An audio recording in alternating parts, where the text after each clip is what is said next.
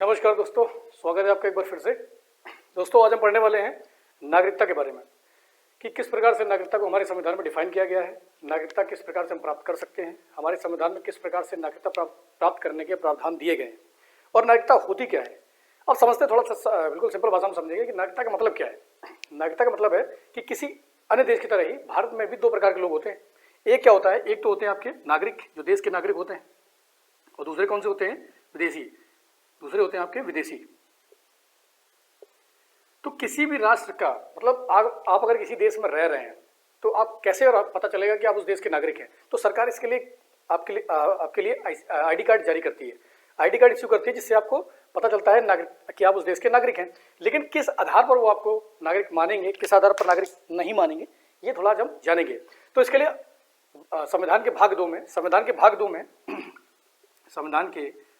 में आर्टिकल 5 से 11 में इसके बारे में प्रावधान दिया गया है। तो आज हम उसी को पढ़ने वाले हैं, बहुत सिंपल भाषा में समझेंगे। और बहुत सारे एग्जाम्स में यहाँ से क्वेश्चन बनते हैं और बनते हैं, बच्चे बहुत ज़्यादा रट्टा मारते हैं। रट्टा मारने की बिल्कुल जरूरत नहीं है, बिल्कुल सिंपल भाषा में समझो क्या बोल रहे हैं, वो क्या कह रहा है। आर्टिकल 5, 6, 7, 8, 9, 10, 11 क्या बोल रहे हैं, बिल्कुल एक ही वीडियो में पूरी तरीके से इसको जान जाएंगे। तो हम जानते हैं कि नागरिक और विदेशी, अच्छा विदेशी भी दो प्रकार के होते हैं। तो विदेशी कितने प्रकार के होते हैं, दो प्रकार के। अच्छा, विदेशियों में दो प्रकार कौन कौन से होते हैं, तो एक होता है आपका विदेशी मित्र राष्ट्र और दूसरा होता है शत्रु राष्ट्र। तो विदेशी मित्र राष्ट्र वो देश होते हैं जिनका भारत के साथ संबंध अच्छा चल रहा है, और विदेशी शत्रु राष्ट्र वो होते हैं कि जिनका भारत के साथ राजनीतिक संबंध अच्छे नहीं चल रहे हैं।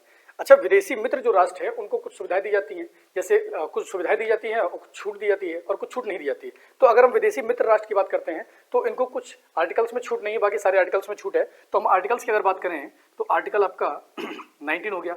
तो आर्टिकल 19 मतलब अभिव्यक्ति की आज़ादी, मतलब कोई भी विदेशी नागरिक भारत में आकर किसी भी प्रकार से आजाद मतलब अब जानबूझकर या अनजाने में कोई ऐसी गतिविधि नहीं कर सकता जिससे देश को हानि वगैरह हो। तो अभिव्यक्ति की आज़ादी, तो उनको पूर्ण तरीके से आज़ादी नहीं दी जाती, चाहे वो विदेशी मित्र हो या शत्रु हो। आर्टिकल 19 की बात कर लेते हैं। आर्टिकल 15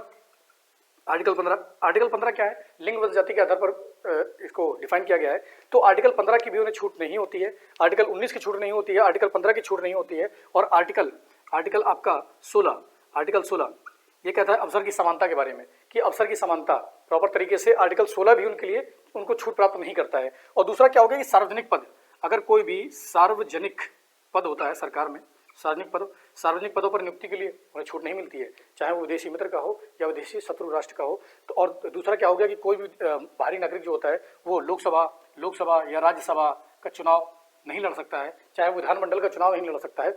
और आर्टिकल 16 हो गया। और एक और आर्टिकल है, जैसे आपका आर्टिकल आपका 29, आर्टिकल 29 और 30, आर्टिकल 29 और 30 के तहत भी उन्हें छूट नहीं मिलती। ये तो हो गए हमारे विदेशी मित्र राष्ट्र के बारे में, कि विदेशी जो मित्र राष्ट्र है उनको छूट नहीं दी जाती है। मतलब अगर कोई बाहर का व्यक्ति आ रहा है, अगर कोई बाहर का व्यक्ति भारत में आ रहा है तो उसको कितनी छूट मिलनी चाहिए, कितनी छूट नहीं मिलनी चाहिए, ये सरकार तय करती है। तो उसके आधार पर ये आर्टिकल 15 हो गया, आर्टिकल 16 हो गया, आर्टिकल 19 हो गया, आर्टिकल 29 हो गया और अनुच्छेद 30 हो गया।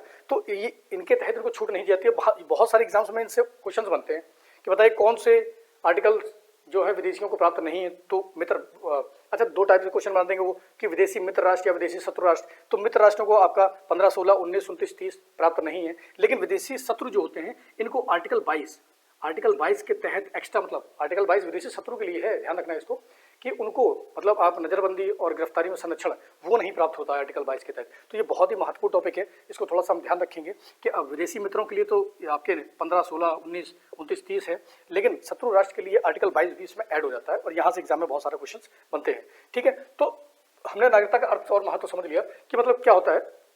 तो नागरिकता का अर्थ महत्व क्या होता है कि सिविल और राजनीतिक अधिकार आपको प्राप्त हो जाए, मतलब किसी भी देश में आपको सिविल और राजनीतिक अधिकार प्राप्त हो जाए, यही नागरिकता है। मतलब आप वोट डाल सकते हैं, मतलब राशन कार्ड बन जाएगा, आपका आधार कार्ड बन जाएगा, वोटर आईडी बन जाएगा, पैन कार्ड बन जाएगा, और क्या चाहिए। तो मतलब आप ये डिफाइन हो जाए कि आप उस देश के नागरिक हैं। अब आगे चलते हैं, आगे बात करते हैं कि संशोधन। हाँ, समय समय पर क्या होता है कि अच्छा हमारे संविधान में नागरिकता के बारे में क्लियर प्रावधान नहीं, कौन नागरिक है कौन नागरिक नहीं है, इस आधार पर तो कई इसमें संशोधन होते रहते हैं कि किसको नागरिक माना जाए, किसको नागरिक नहीं माना जाए, पुख्ता तरीके से नहीं बताया गया इसमें। तो कई बार इसमें संशोधन हुए। जो पहला संशोधन हुआ था नागरिकता संशोधन अधिनियम के तहत 1955 में आया था। तो इसमें पहली बार संशोधन कब हुआ था, 1957 में हुआ था। तो इसमें कई बार संशोधन हो रखे हैं, तो आप पहला बहुत ज़्यादा याद रखें। और लास्ट वाला 2019, लास्ट में 2019 में जो अमेंडमेंट किया गया था उसको लेकर बहुत सारा बवाल रहा है पूरे देश में, सबको पता है कि कितना बवाल रहा है। तो इससे सब जानकारी होंगे कि किस प्रकार से देश में पूरी बवाल रहा, बहुत जगह दंगे फसाद भी हुए। तो लास्ट वाला जो अमेंडमेंट था वो 2019 का था। ठीक है, तो आप सबसे इंपॉर्टेंट पॉइंट है, पहला याद रखेंगे हम और लास्ट वाला याद रखेंगे, बस बीच वाला थोड़ा सा देख लेना। और प्रावधान, क्योंकि 2003 वाला जो अमेंडमेंट है इसको ये भी थोड़ा सा इंपॉर्टेंट है, इसके बारे में हम आगे चर्चा करेंगे। तो सबसे पहले जानते हैं कि भारत में नागरिकता किस आधार पर मिलती है। तो आर्टिकल 5 देखते हैं हम। आर्टिकल 5 कह रहा है कि यदि किसी व्यक्ति का जन्म, अगर मान लो कोई भी इंसान है भारत में जन्मा हो, सबसे इंपॉर्टेंट पॉइंट। दूसरा क्या है कि उसका माता पिता या माता पिता में से एक भारत में जन्मे हो, ठीक है, या भारत के नागरिक हो, तो उसको नागरिकता मिल जाएगी। या तीसरा है कि संविधान लागू होने से पूर्व, मतलब भारत में जब संविधान लागू हुआ 26 जनवरी 1950 का टाइम था, तो भारत में जब संविधान लागू हुआ उससे 5 वर्ष पहले से वो भारत में रह रहा हो, 5 वर्ष पहले से भारत में रह रहा हो, तो भारत का नागरिक आर्टिकल 5 में आता है। तो ध्यान रखना, आर्टिकल 5 में 3 चीजें आती हैं कि उसका जन्म भारत में हुआ हो, उसके माता पिता या माता पिता में से एक भारत का नागरिक हो, या तीसरा पॉइंट है कि संविधान लागू होने से 5 वर्ष पहले, इसको थोड़ा सा ध्यान रखना, 5 वर्ष पहले से, एग्जाम में फंसा देते हैं 7 वर्ष, 10 वर्ष पहले, 4 वर्ष पहले, 3 वर्ष पहले, तो कंफ्यूज नहीं होना है, 5 वर्ष पहले से वो रह रहा हो तो भारत का नागरिक होगा। ये आर्टिकल 5 कहता है। बस आर्टिकल 6 की तरफ चलते हैं कि आर्टिकल 6 क्या कहते हैं। आर्टिकल अनुच्छेद 6 क्या कह रहा है कि व्यक्ति पाकिस्तान से भारत आया हो, मतलब आर्टिकल 6 में उस व्यक्ति के बारे में प्रावधान है जो पाकिस्तान से भारत आया हो। जब विभाजन हुआ तो विभाजन बड़ा दुखदाई था, तो 2 विभाजन हो गए, भारत डोमिनियन स्टेट बन गया और पाकिस्तान और भारत का उदय हुआ। तो उसमें क्या हुआ कि पाकिस्तान से बहुत सारे व्यक्ति भारत आना चाहते थे। और दूसरा पॉइंट क्या है कि माँ बाप जिनके अविभाजित भारत में पैदा हुए हैं, ऐसे व्यक्ति जिनके माँ बाप जब भारत विभाजित नहीं हुआ था उसमें पैदा हुए हों, तो उसके बारे में जो प्रावधान दिए गए हैं ये आर्टिकल 6 में दिए गए हैं। इसको थोड़ा सा ध्यान रखेंगे। पहला पॉइंट क्या है कि जो व्यक्ति विभाजन के समय पाकिस्तान से भारत आया हो उसके बारे में आर्टिकल 6 में दिया गया है, या जो व्यक्ति नागरिकता लेना चाहता है उसके माँ बाप जो हैं वो अविभाजित भारत में पैदा हुए हों, तो उनके बारे में जो पूरा व्याख्या दी गई है वो किसमें दी गई है, आर्टिकल 6 के तहत दी गई है। सरकार इसको तय करेगी कि किस आधार पर नागरिकता दी जाए, कैसे नागरिकता दी जाए। दूसरा पॉइंट यहाँ पर बहुत ज्यादा मोस्ट इंपॉर्टेंट है कि 19 जुलाई 1948, 19 जुलाई 1948 से पहले अगर वो व्यक्ति स्थानांतरित हुआ हो, मतलब देश संविधान लागू हुआ 26 जनवरी 1950 को, लेकिन यहाँ पर आर्टिकल 6 में डाला गया है कि 19 जुलाई 1948 से पहले कोई व्यक्ति पाकिस्तान से भारत में आ गया हो तो उसको नागरिकता देने का जो प्रावधान है वो आर्टिकल 6 में दिया गया है कि किस आधार पर उसको नागरिकता दी जाएगी। कब? 19 जुलाई 1948 से पहले अगर आ गया हो तो सिंपल तरीके से मिल सकती है, उसको नागरिकता मिल जाएगी। लेकिन अगर 19 जुलाई 1948 से बाद आया हो, 19 जुलाई 1948 के बाद आया है, तो उसके साथ क्या होगा, तो उसको 6 महीने तक भारत में रहना होगा। तो उसको 6 महीने तक, लगभग कितने महीने, 6 महीने तक भारत में रहना होगा, उसके बाद वो अप्लाई कर सकता है। तो इसके बारे में पूरा प्रावधान कब किसमें दिया गया है, अनुच्छेद 6 में दिया गया है। तो हमने जान लिया कि आर्टिकल 5 क्या है। आर्टिकल 5 में कि हम भारत में पैदा हुए हों, हमारे माता पिता भारत में पैदा हुए हों, या उनमें से कोई एक पैदा हुआ हो, या संविधान लागू होने से 5 वर्ष पहले हम यहाँ निवास कर रहे हो तो हम देश के नागरिक हो जाएंगे। आर्टिकल 6 में उन व्यक्तियों के बारे में दिया गया है जो पाकिस्तान से भारत आना चाहते हैं, जिनके माता पिता अविभाजित भारत में पैदा हुए हैं। तो जो 19 जुलाई 1948 से पहले जो व्यक्ति यहाँ पर आ गया या उसके बाद जो व्यक्ति आया है उसको 6 महीने तक यहाँ पर रहना पड़ेगा। तो सिंपल सी भाषा में हम 6 समझ गए। अब चलते हैं आर्टिकल 7 की तरफ। तो आर्टिकल 7 क्या है, और ये बहुत ज़्यादा मोस्ट इंपॉर्टेंट एग्जाम्स के लिए, तो मैं बता रहा हूँ इसके नोट्स बना लेना आप, और सिंपल कुछ नहीं करना है, 2-4 दिन में एक बार आप वीडियो देखो और खत्म करो इसको। ज़्यादा नोट्स बनाने का लफड़ा नहीं है, क्योंकि बहुत सारा इतना नोट्स बनाते बनाते दिमाग खराब हो जाता है, इसलिए शॉर्ट में बिल्कुल समझो। आर्टिकल 7 क्या कह रहा है, आर्टिकल 7 कह रहा है कि 1 मार्च, ये टाइमलाइन थोड़ा सा ध्यान रखना है, 1 मार्च 1947 के बाद अगर कोई व्यक्ति पाकिस्तान गया है, मतलब कि 1 मार्च 1 मार्च 1947 के बाद अगर कोई भी व्यक्ति पाकिस्तान गया है और पाकिस्तान जाने के बाद वो फिर से भारत आ गया, मतलब सुबह का भूला शाम को आ गया, तो अगर सुबह का भूला शाम को आ गया है तो उसके साथ क्या किया जाएगा। तो सरकार ने बोला चलो ठीक है यार इसको भी कर लेते हैं, चला गया, सोचा कि पाकिस्तान एक नया देश बन रहा है, तो कुछ लालच में चले जाते हैं कि हमको कुछ मिल जाए ठीक है, लेकिन ऐसा नहीं हुआ। वहाँ जाके तो और ज़्यादा हालत ख़राब हो गई, दंगा फसाद हो गया वहाँ पर, मतलब आज की हालत तो वैसे भी देख रहे हो क्या हो गई पाकिस्तान की। तो अगर वो व्यक्ति वापस आता है तो उसके साथ क्या होगा, तो उसको 6 महीने तक भारत में निवास करना पड़ेगा। उसके बाद सरकार सोचेगी कि इसके साथ क्या करना चाहिए। मतलब वही है ना कि अच्छे की चाह में निकले थे और कहीं और लटक गए, ठीक है।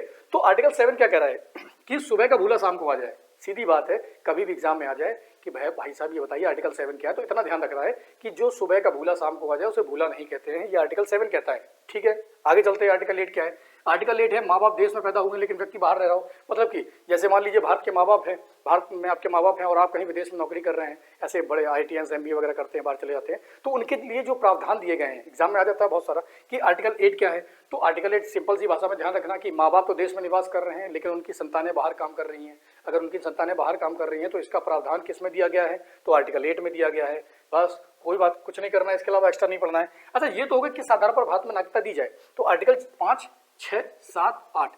आर्टिकल 5 क्या है कि भारत में जन्मे हो, माता पिता या दोनों में से एक हो, या संविधान लागू होने से 5 वर्ष पहले हम रह रहे हों। 6 में क्या है कि पाकिस्तान से कोई आ गया है, पाकिस्तान से आ गया है और यहाँ रहना चाहता है, उसके बारे में दिया गया है। 7 में क्या दिया गया है, सुबह का भूला शाम को घर लौट आया, मतलब गया था बेचारा, लात खा के आ गया है। और 8वें में क्या है कि माँ बाप तो यहाँ रह रहे हैं, ठीक है, लेकिन संतानें बाहर कमा रही है, बाहर रह रही। तो ऐसे लोगों के बारे में जो प्रावधान है वो आर्टिकल 8 में दिए गए। अब आगे चलते हैं, नागरिकता संबंधी अन्य प्रावधान। अच्छा, नागरिकता संबंधी अन्य प्रावधान क्या है, तो ये देख लेते हैं आर्टिकल 9 क्या कहता है। अच्छा, आर्टिकल 9 कहता है भाई साहब कि अगर आप स्वेच्छा से क्या करते हैं, स्वेच्छा से अगर किसी दूसरे देश की नागरिकता ले लेते हैं तो आपकी नागरिकता भारत की स्वतः ही समाप्त हो जाएगी। काफी इंपॉर्टेंट फैक्ट है कि आर्टिकल 9 क्या कह रहा है। आर्टिकल 9 बहुत मोस्ट इंपॉर्टेंट कि अगर मान लो मैं जाऊं कहीं, यदि आप जाए कहीं पर, आप अमेरिका जाना चाहते हैं और अगर आपने अमेरिका की सिटीजनशिप ले ली तो आप इंडियन सिटीजनशिप स्वतः ही खत्म हो जाएगी आपकी, ठीक है, क्योंकि भारत का संविधान एकल नागरिकता की बात करता है कि आप यहाँ पर केवल एक ही नागरिकता ले सकते हैं, दूसरी नहीं। और पिछला कुछ रहा है, हमारे एक बॉलीवुड अभिनेता भी हैं जो किसी और देश की नागरिकता लेते हैं और बात देश की करते हैं, तो इसी तरीके से होता रहता है वो, ठीक है। तो आर्टिकल 9 क्या कह रहा है कि जो स्वेच्छा से क्या करता है, जो स्वेच्छा से किसी देश की नागरिकता लेता है तो उसकी नागरिकता स्वतः ही समाप्त हो जाती है। आर्टिकल 10 क्या कह रहा है कि प्रत्येक व्यक्ति जो भारत का नागरिक है, अगर संसद कोई निर्माण करती है, किसी भी अगर संसद कोई भी क्या करती है, विधान बनाती है, तो उसका सम्मान करेगा। जैसा कि हमने देखा 2019 में कि नागरिकता संशोधन अधिनियम लाया गया और उसके बाद लोगों ने बहुत ज्यादा सम्मान किया उसका कि किस तरीके से सरकार विधि निर्माण करके लाई है, ठीक है। तो आर्टिकल 10 किसकी बात करता है कि अगर संसद किस नागरिकता के ऊपर कोई भी विधान कानून वगैरह बनाएगी तो उसका सम्मान कैसे किया जाए, ठीक है, तो सारे लोग सम्मान करेंगे। आर्टिकल 10 में बोला गया है। आर्टिकल 11 क्या कहता है कि संसद के पास ये शक्ति है, संसद के पास कौन सी शक्ति है कि नागरिकता किस प्रकार से खत्म की जाए, किस प्रकार से अर्जित की जा सकती है। क्योंकि देखो संविधान में क्या है ना, प्रॉपर तरीके से प्रावधान नहीं दिया गया है कि नागरिक कौन होगा कौन नहीं होगा, तो समय आने के साथ इसमें बदलाव होते रहते हैं, ठीक है। तो इसी तरीके से अगर इस नागरिकता के ऊपर कानून बनाने की शक्ति किसकी, संसद की, तो संसद जब चाहे तब इसके ऊपर कानून बना सकती है, कानून को खत्म कर सकती है। तो ये सारी शक्ति किसको दी गई है, संसद को दी गई। तो ये बहुत इंपॉर्टेंट फैक्ट है, क्या नागरिकता होती है, किस प्रकार से नागरिकता लागू होती है और कौन कौन से आर्टिकल हैं। हमने पढ़ लिया संशोधन किस प्रकार से होता है, अर्थ और महत्व क्या है, और अन्य नागरिक क्या है कि 9 में क्या है, अगर किसी दूसरे देश के लिए ली तो तुरंत खत्म हो जाएगी। 10 में क्या है, 10 कह रहा है कि भाई साहब अगर संसद कोई कानून बनाए तो उसका सम्मान करो। 11 क्या है कि नागरिकता के ऊपर जो कानून बनाने का अधिकार है वो केवल संसद का है। तो इसको हम लोग लगातार पढ़ते रहेंगे। इसका दूसरा पार्ट क्या है कि नागरिकता किस प्रकार से हमारी खत्म हो सकती है और उसमें कुछ मामले रहे उसके बारे में हम आगे पढ़ेंगे। तब तक आप इसका स्क्रीनशॉट ले लें, कुछ भी ले लें।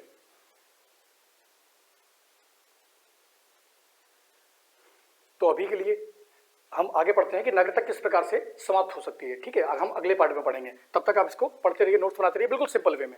जय हिंद।